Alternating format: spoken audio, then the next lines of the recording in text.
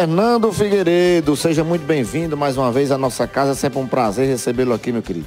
Eu que agradeço, Elmo, ao pessoal que está nos assistindo. É sempre uma satisfação vir aqui, né, para falar de engenharia e de obras.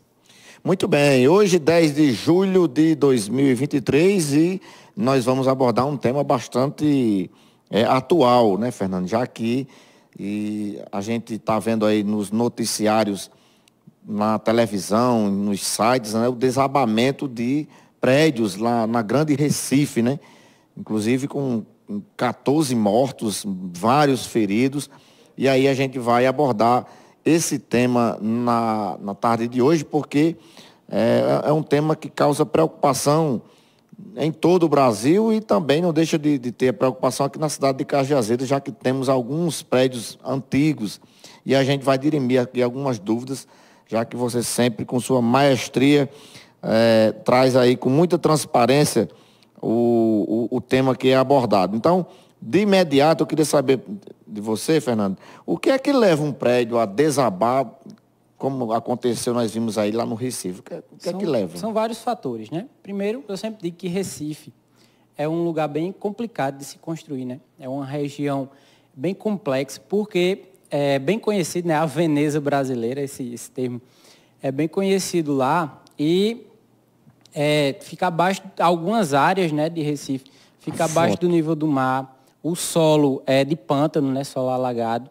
então é bem complicado. Junta-se a isso a má organização urbanística, né, que foi a construção histórica urbanística que praticamente todas as cidades do Brasil tiveram, né, ao longo de sua história foi se construindo bairro, favelização das cidades. Então, tem esses problemas.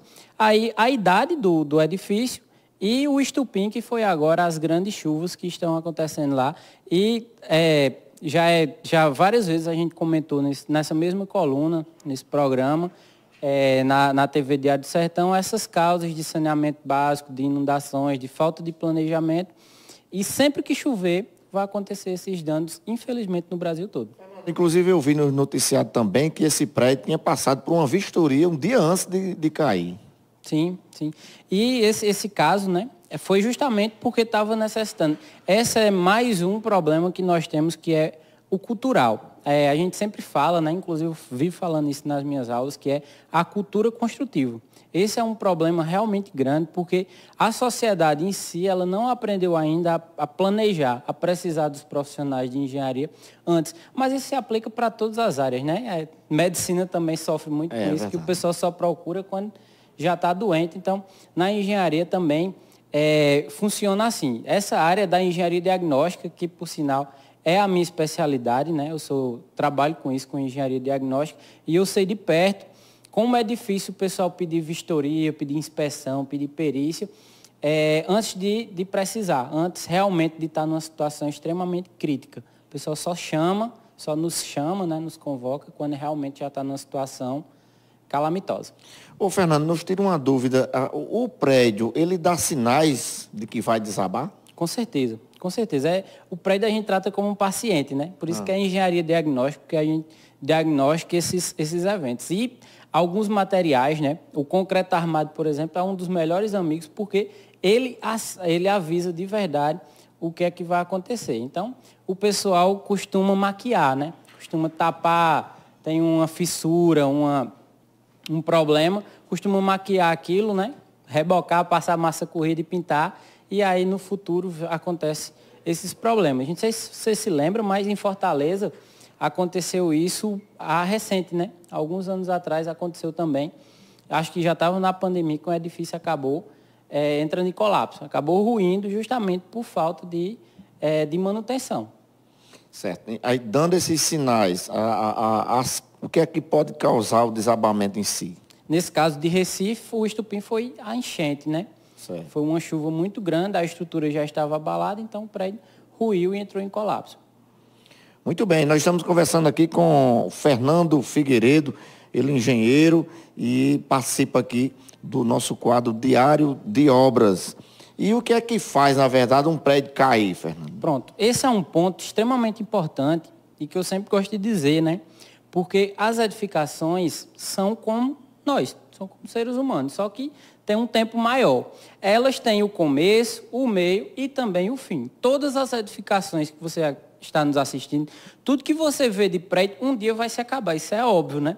Então a gente tem que começar a aceitar isso. A cultura construtiva que eu falo, que o brasileiro perde um pouco, é justamente essa.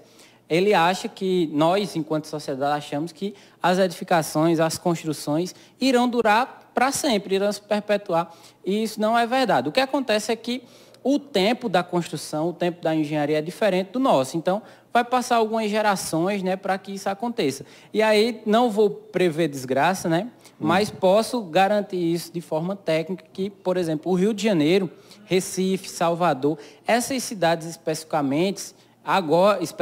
agora vão passar por graves problemas como esse, de abalo, de colapso estrutural, de morte de pessoas, infelizmente. E tem um motivo para isso, né? A gente já vê, na verdade, já tem alguns casos, né, fatídicos, comprovados que já aconteceu isso, e é o tempo. Essas edificações chegaram no limite dela, chegaram no limite máximo de utilização e não teve a conservação devida e vão começar a acontecer esses problemas. Por que eu disse essas 3 cidades? Porque foram as primeiras, né? Salvador, Recife e Rio de Janeiro são algumas das cidades mais antigas que nós temos, né? E é onde os edifícios estão chegando no seu limite, na sua idade limite. E aí, só explicando por que isso não acontece muito em João Pessoa. Porque João Pessoa é relativamente nova. Você que está nos assistindo tem a curiosidade de colocar João Pessoa 1970. Década de 70, onde nossos pais, né, já viviam, já eram adolescentes. Veja só como era João Pessoa. Não tinha prédio, né? Parecia uma zona rural. E ela é relativamente nova. Já o Rio de Janeiro já era uma cidade pujante, né? Já era uma cidade com prédios, com indústria. Então, esses edifícios estão chegando na sua idade limite. Aí, junta-se a idade do edifício com a má conservação e com essas reformas totalmente mal feitas, aí dá nisso. Quando a pessoa identificar rachuras, infiltrações, é motivo de preocupação? Sim, muita, porque o concreto armado, por exemplo, ele tem uma garantia de 50 anos. É muito, né? É muito tempo. É muito. Por isso que a gente trata como uma idade diferente, né? O tempo da engenharia é diferente, mas isso daí é indício realmente de problemas. Aí você tem que chamar os engenheiros, né? Os responsáveis técnicos ou pessoas que entendem do assunto similar ao que você faz em medicina para diagnosticar o tamanho do problema. Fernando, aqui em Cajazeiras nós temos alguns prédios, né, antigos que a população, inclusive, se preocupa, né? Sim. Vamos citar só um aqui, o antigo prédio da antiga rodoviária, né? Que é aqui no centro da cidade de Cajazeiras, é um prédio que não tem mais utilização, né? E olhando a estrutura desse edifício, há causas para se preocupar ou você olhando assim, a olho nu, não tem de se preocupar com a estrutura que ali tem? Tem sim. Se fosse um edifício novo e ele estivesse em situação de abandono, né? E não tivesse em uso, já era motivo preocupante. Imagina um edifício que é antigo, que compõe a história do município, mas é um edifício antigo. Então tem que ter toda preocupação, porque realmente é perigoso o pessoal ficar transitando. Inclusive já tem relatório do Corpo de Bombeiro isolando algumas partes, condenando algumas partes. Se eu não me engano, é a parte da Marquise, da antiga rodoviária. Clóvis. Sim. Clóvis é alguma coisa, né? O nome? Antônio Ferreira. Antônio Ferreira, pronto. O prédio Antônio Ferreira. No caso, quem faz a inspeção é o Corpo de Bombeiro também. E os engenheiros? O Corpo de Bombeiro, junto com a Defesa Civil, tem uma função de fiscalizar, né? É justamente de proteger a população. Então, vai fazer uma fiscalização quando o proprietário não faz isso. Eles vão fazer para isolar, para poder a população ficar segura. Mas o ideal é que o proprietário, né, contrate um corpo de profissionais adequados, né, que é justamente da minha área, que quem trabalha com engenharia diagnóstica, para fazer um laudo. Nesse caso aí, tem que ser feito um laudo de inspeção e de perícia. Você faz a inspeção e gera o laudo de perícia para poder ver a situação da estrutura do prédio, se ele realmente tem situações de segurança ou se não. Muito bem, eu queria deixar o espaço aqui, Fernando, para você deixar suas considerações finais e deixar também sua mensagem para aquelas pessoas que identificarem algum tipo de filtração, rachadura, algum prédio aí abandonado que esteja em risco. Qual a sua mensagem que você deixa para essas pessoas? Eu gosto de fazer um paralelo, né?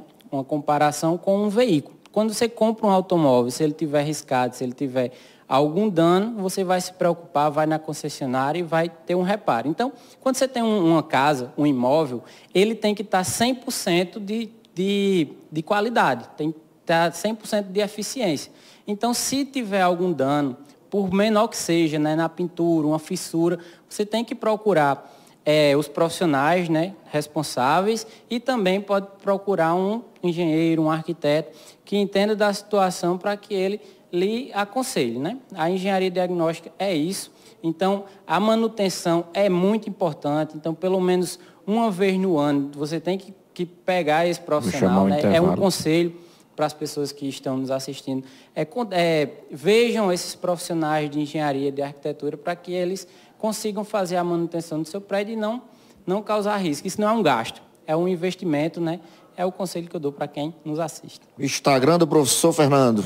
Quem quiser me encontrar, né, é @Fernando Figueiredos, com S no final. E eu também tenho um canal no YouTube, onde semanalmente eu estou postando, né, obras, curiosidades. Hoje, essa semana, inclusive, foi sobre o Parque Nacional da Serra do Teixeira, que é um tema Bacana. Muito importante para Paraíba. Aí vocês me acham lá, no YouTube, você vai lá e digita Fernando Figueiredo, canal do Fernando Figueiredo, e eu estou lá falando de engenharia e de obras.